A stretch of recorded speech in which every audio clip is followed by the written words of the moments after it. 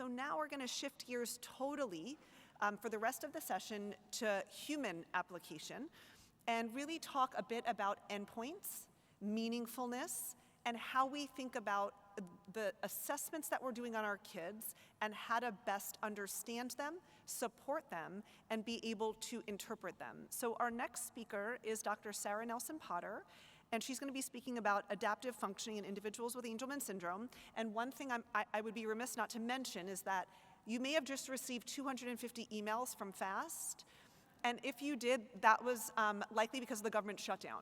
So we can blame the government shutdown for that, but no, apparently something happened with CVent and a bunch of emails warning you about the flights went out to the entire listserv, and ultimately there may be a lot of emails coming your way. So you're gonna hear from us a lot in the next 5 minutes, and for that we apologize. So Sarah Potter, please come and present.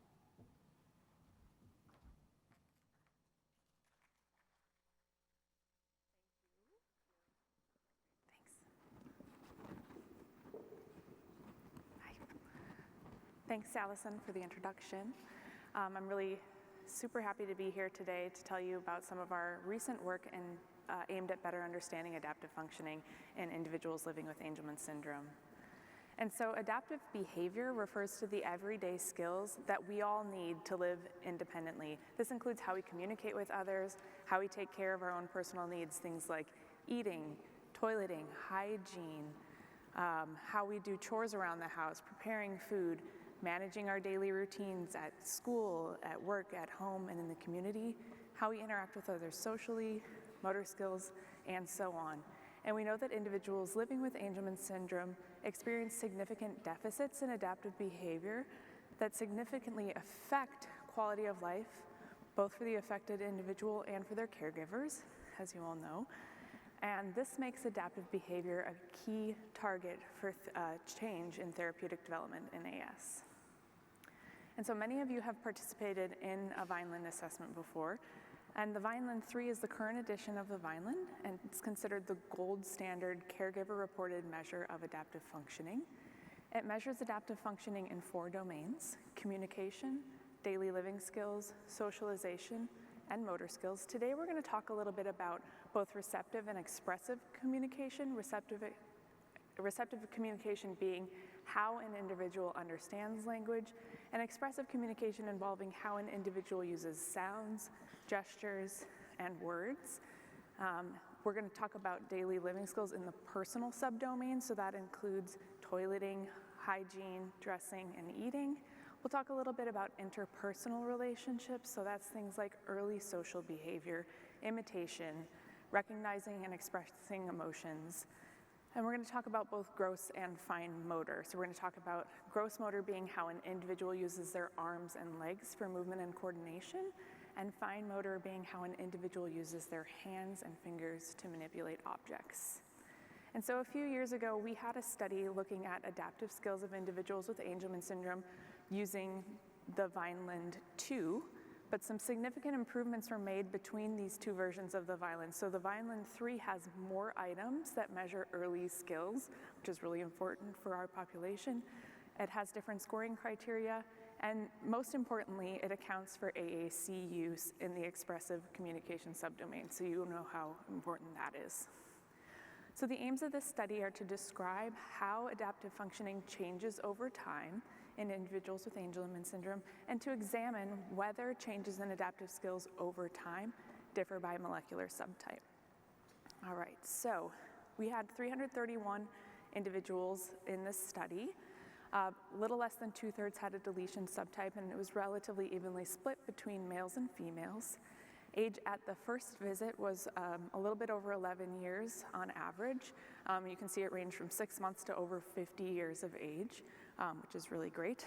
At the last visit, the average age was around 12 and a half.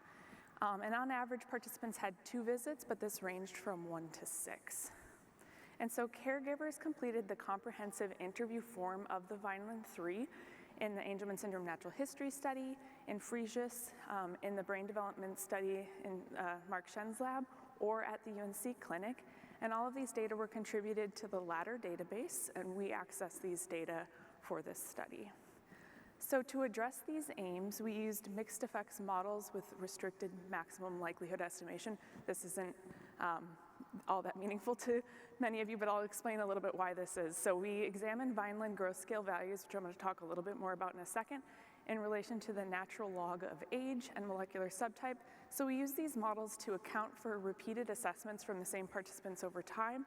And this log transformation of age helped us capture the faster gains that we saw early on and the slower rate of change that happens later, which you'll see in just a second. So a little bit more about growth scale values. They provide us with an absolute measure of adaptive skill level, and they're derived directly from raw scores. They're not age normed. So they allow us to track true within individual change over time, even when standard scores are staying the same or they're at the floor of the assessment. And so really this just means that we can observe more subtle changes in development that's not often allowed with some of our standardized tests. And GSVs have equal interval scaling, meaning that a 1-unit change has the same meaning across the entire scale, and this makes them very well suited for tracking growth over time within individuals. So let's get to our results. We are looking at these plots now. We've got receptive communication on the left and expressive communication on the right. On our x-axis, we've got age in years ranging from 0 to over 50, and then our GSVs are on the y-axis. So our individuals with the deletion subtype are represented here in blue, those with the UBE3A mutation in green, and those with UPD or an imprinting center defect are in red. And so for both of these subdomains, those with a non-deletion had a higher level of skills compared to those with the deletion. In receptive communication, we saw that the rate of growth in receptive skills did not differ significantly between the subtype groups. So you can see that their trajectories are running parallel with each other. However, in the expressive subdomain, we saw that the rate of growth was steeper in those with a non-deletion compared to those with a deletion. So those with a non-deletion have a faster rate of growth early in development. You can see it's a little bit of a steeper trajectory. In terms of personal daily living skills, we see again that those with non-deletion have higher level skills compared to those with a deletion. And here the rate of growth is actually steeper in the UBE3A mutation group compared to the deletion group. So we see a faster rate of growth in those early years relative to those with a deletion. In terms of interpersonal relationships, we again see that those with a non-deletion had a higher level of skills compared to those with a deletion.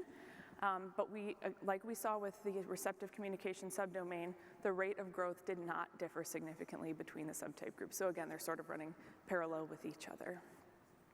And for both gross and fine motor, we see again that the non-deletion groups demonstrated a higher level of skills compared to those with a deletion.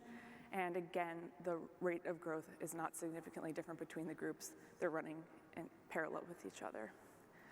So we found that similar to previous research, individuals with non-deletion subtypes demonstrate a higher level of skills compared to those with deletion subtypes. There are some differences between subtypes in the rate of growth in various subdomains. And we see these faster gains early in development and slower change later on.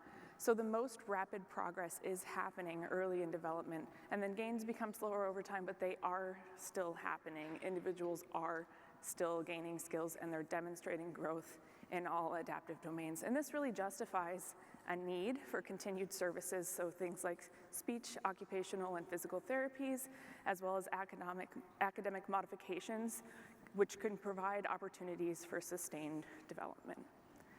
And so we're next going to look at how seizures affect the development of adaptive skills, and we're going to examine whether other factors affect adaptive skills and growth.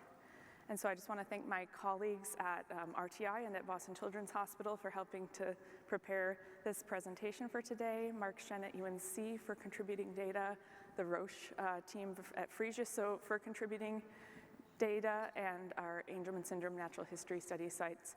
Thanks most of all to all of you families who participate in research, and thanks for your attention.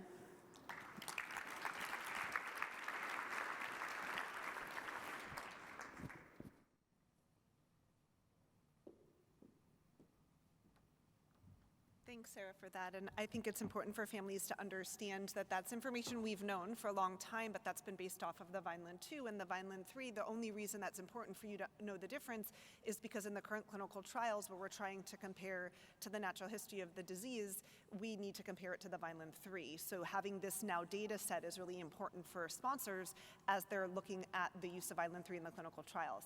One other thing I just want to highlight for families, which I think is incredibly important, and often in these research presentations isn't really recognized, is the fact that we're dissecting out in this enormous magnified way the difference between deletion and non-deletion. And I guarantee you some of you are even dissecting out the difference between UPD-ICD and mutation and wondering why the mutation line is marginally above the UPD line. But you need to mag out a moment and realize that they didn't show you actually how that compares to neurotypically developing peers that are age matched. And if you were to mag out, the difference between deletion and non-deletion becomes much, much smaller. The difference between UPD and ICD becomes practically non-existent, and the difference between Angelman as a whole and neurotypical is tremendous. And so I think I have heard, and as I speak to sponsors or people getting into the field, I am often asked, well, it seems like non-deletion are not nearly as severe as deletion, so maybe we need to focus on the deletion. But what people need to hear is that they're all really severe. It's just that when you blow it out and look at the details from a statistical perspective, they're marginally different.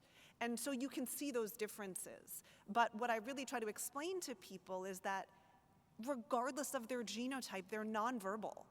Regardless of their genotype, they will not live an independent life.